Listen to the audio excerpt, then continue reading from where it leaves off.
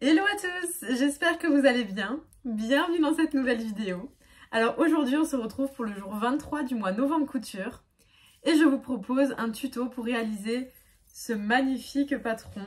C'est parti!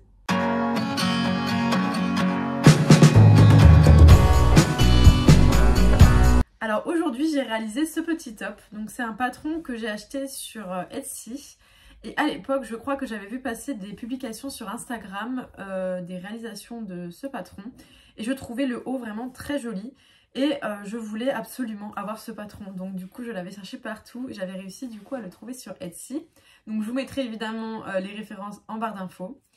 Et donc, c'est la première fois que je le réalise. Honnêtement, il s'est fait très rapidement. Je l'ai fait en une demi-journée, malgré le fait que je filmais, etc. Je crois que le plus long, limite, c'est de découper les pièces et évidemment le patron. Mais voilà en tout cas ce que ça donne. J'aime beaucoup le haut. Vraiment, c'est exactement ce à quoi je m'attendais. Donc, je suis hyper satisfaite. Et du coup, dans le dos, on a un petit nœud. Donc là, vu qu'on est sur une thématique de Noël, ça me gênait pas de faire le nœud dans le dos. Mais c'est vrai que sinon, c'est pas trop mon truc, les nœuds. Et en plus, je voulais faire ce haut en robe à la base. Donc dans un autre tissu plutôt fleuri que j'avais trouvé à Emmaüs. Donc je le ferai prochainement. Je pense que le mois prochain, je risque de la faire. Et donc du coup, vraiment garder sur ce haut bien ajusté et partir sur une très grande robe avec énormément de fronces autour de la taille. Donc voilà, c'est vraiment le projet. À la base, c'était la vidéo qui devait sortir aujourd'hui, mais j'avais peur que ça me prenne trop de temps. Au final, j'aurais eu le temps, mais bon, c'est pas grave, à la place, j'ai fait ce haut-là et je regrette pas du tout. Il est trop canon. Donc, un tissu casse-noisette que j'ai acheté au quartier des tissus à Montpellier. Je vous l'ai présenté dans mon dernier haul que j'ai sorti dimanche. Donc voilà, il est déjà cousu. Je voulais également rajouter que ce patron et du coup le manuel d'instruction était en anglais. Et l'anglais, moi, c'est pas du tout ma tasse de thé. Et j'en avais déjà parlé dans une de mes vidéos, je crois celle où je présentais mes patrons. Et donc une personne avait laissé dans un des commentaires le nom d'un outil qui permet en fait de traduire un PDF donc dans la langue qu'on souhaite. Et ça s'appelle du coup DeepL. Donc je l'ai utilisé, ça a traduit les 3/4 de mon PDF. Mais il y avait des endroits, en fait, je pense que c'était des photos. Enfin, en tout cas, il n'y avait pas le texte qui était reconnu comme tel. Donc, du coup, c'est resté en anglais certaines parties. Mais en tout cas, vraiment, les 3/4 du PDF a été traduit en très peu de temps. Franchement, en moins de 8 minutes, je crois que j'avais le PDF disponible sur mon ordinateur. Donc, vraiment hyper rapide. Je ne connaissais pas du tout cet outil. Donc, du coup, voilà, vous pouvez utiliser DeepL si vous avez la même problématique que moi et que vous avez besoin, du coup, d'un traducteur de vos PDF de patron. Donc honnêtement, j'ai pas trop suivi les instructions. Donc j'ai un petit peu regardé les images, j'ai quand même regardé le texte qui était traduit. Mais j'ai simplement fait au feeling pour assembler le haut, quoi. Je commence à avoir l'habitude et je commence à comprendre comment ça fonctionne. Donc voilà, je l'ai fait simplement de cette façon-là. Mais voilà, donc je peux pas vous dire que le manuel était exceptionnel étant donné que c'est pas ma langue maternelle et deux, que je m'en suis pas vraiment servie. Mais en tout cas, il a le mérite d'exister, donc voilà, ça peut venir en complément aussi de cette vidéo si vous décidez de coudre également ce patron. Donc je pense que j'ai fait le tour pour l'introduction. Je vous laisse tout de suite avec tous les plans de la vidéo et on se retrouve à la fin.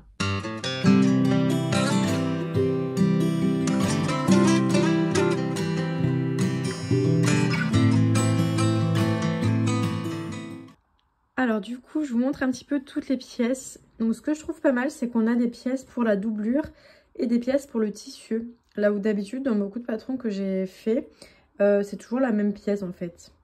Donc ce qui n'est pas forcément toujours très dérangeant. Mais là, en l'occurrence, la pièce doublure est un tout petit peu plus petite que la pièce tissu. Donc je trouve que c'est intéressant. Donc du coup, on a ces deux pièces. Donc une doublure, une tissu à couper bien au pli. Donc ce sera le centre du haut. Ensuite, on a, donc pareil, ça ce sera les côtés. Donc à couper dans le tissu, à couper dans la doublure. Ensuite, là, ce sera les bretelles. Là, ce sera le côté pour le nœud. Et enfin, celle-là, je ne vais pas m'en servir, mais c'est dans le cas où on met en fait une glissière pour les bretelles. Mais moi, comme d'habitude, je préfère les mettre directement à ma taille. Voilà. Donc ça, je m'en servirai pas, mais je le garde quand même. Donc du coup, on va passer au découpage des tissus. Je vous montre d'abord le tissu. Alors, on va partir du coup sur ce tissu-là.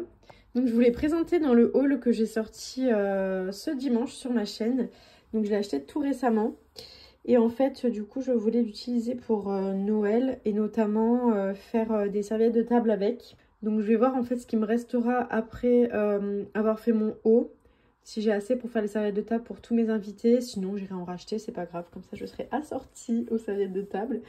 Mais voilà, vraiment, je le trouvais trop joli. J'adore les casse-noisettes. Et du coup, je trouvais ça sympa d'avoir un haut pour Noël.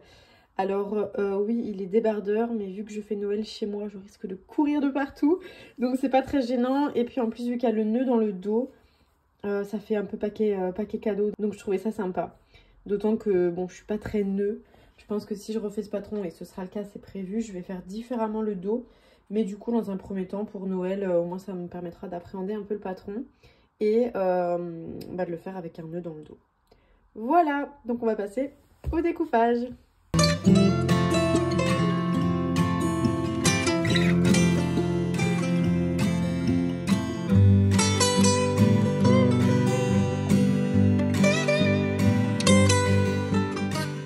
Et voici du coup toutes mes pièces découpées. Donc j'ai pas filmé quand j'ai découpé les doublures, mais bon, c'est sensiblement la même chose. Donc là je vais tout repasser parce que surtout ma doublure elle est pas du tout repassée. Donc je sais que l'idéal c'est de repasser avant de découper évidemment. Mais bon, je fais en sorte de bien lisser le tissu. Et vu que là la doublure j'avais vraiment un grand morceau.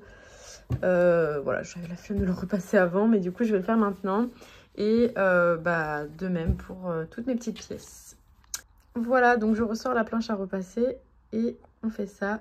Et ensuite on passera à la couture.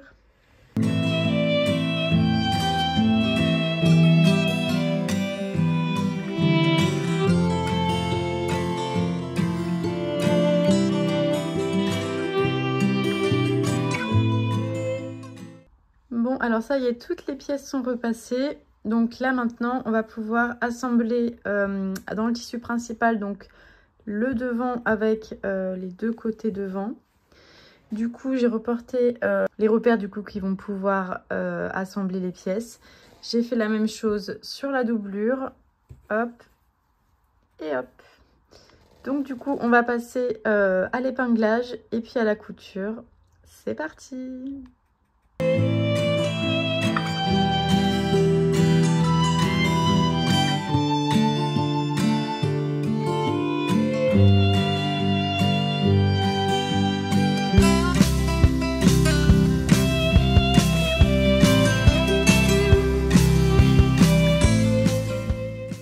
Alors du coup c'est bon, c'est cousu la doublure, le tissu principal, donc c'est parfait. Ensuite du coup j'ai cousu mes petites bretelles. Donc voilà, j'ai simplement surpiqué. Donc on est parfait également.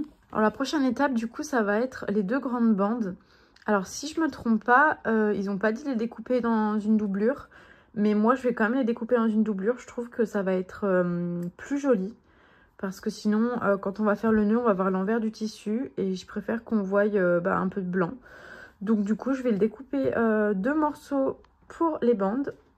Du coup, on les assemblera endroit contre endroit. Et du coup, on viendra les attacher au devant juste après. Donc je mets tout le devant avec les bretelles de côté. Et du coup, je découpe une doublure dans ce tissu. Je les assemble et ensuite on verra la suite.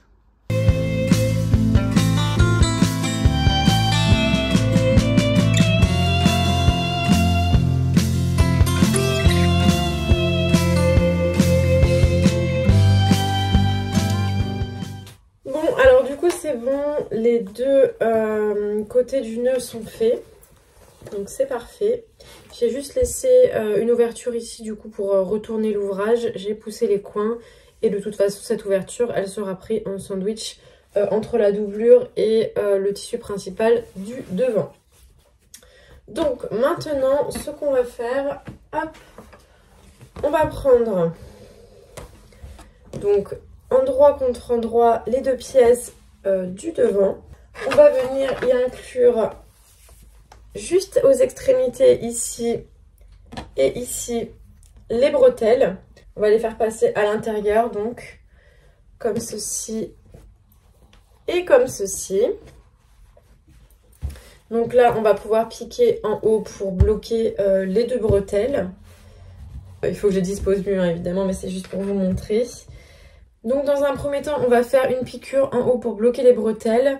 On va aussi piquer du coup le côté comme ceci qui va passer du coup sous les bras des 2 côtés. Et on va piquer en bas du coup en rentrant bien les bretelles à l'intérieur pour pas les piquer pour le coup. Et du coup, on va juste laisser ouvert en fait les 2 côtés comme ceci. Où ensuite, on pourra venir glisser le nœud. Voilà. Donc, on va faire ça, on va tout épingler et c'est parti.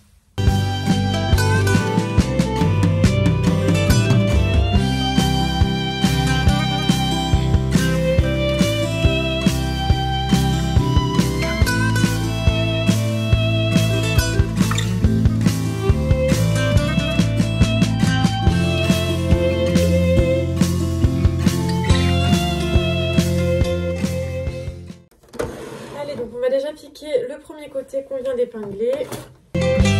Donc ensuite il nous reste une ouverture sur le côté, donc on va faire la même chose, on va venir glisser le nœud à l'intérieur en mettant endroit contre endroit le tissu principal et endroit contre endroit la doublure. Et du coup on se retrouve avec un tissu qui n'a pas de trou, c'est normal, j'ai oublié de laisser une ouverture ici.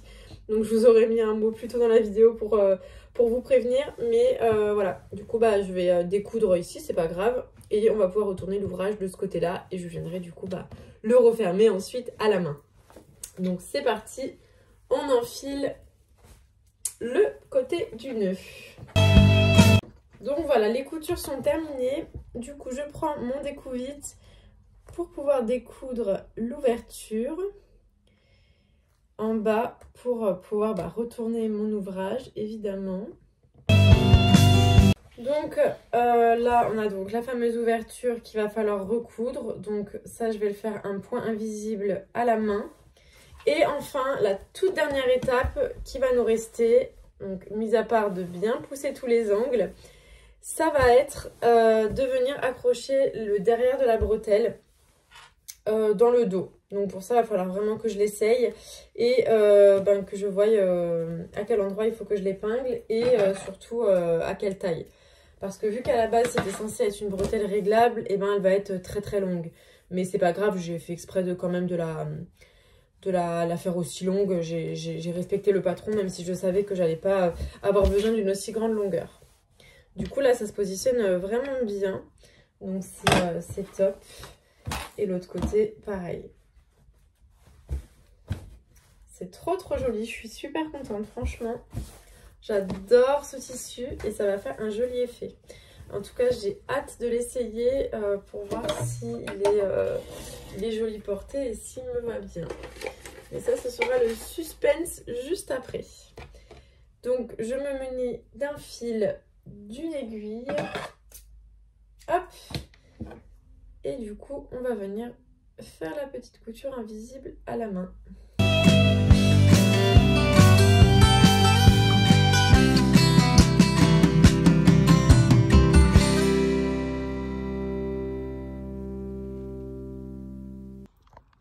Alors donc du coup là on a le haut et à l'aide de mon conjoint qui est par chance à la maison, il a pu du coup m'aider à placer les bretelles à l'arrière parce que toute seule c'est comme vraiment pas évident. Donc du coup je vais les faire passer évidemment de l'autre côté et je vais faire une surpiqûre juste ici.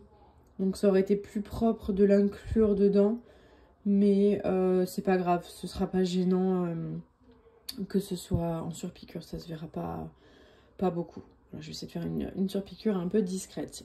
Et du coup, la même chose de l'autre côté. Allez, donc on va faire ça et on aura fini le projet. Donc franchement, je pensais que ça allait prendre plus de temps et ça a été hyper rapide. Donc je suis trop contente, c'est une bonne chose de faite.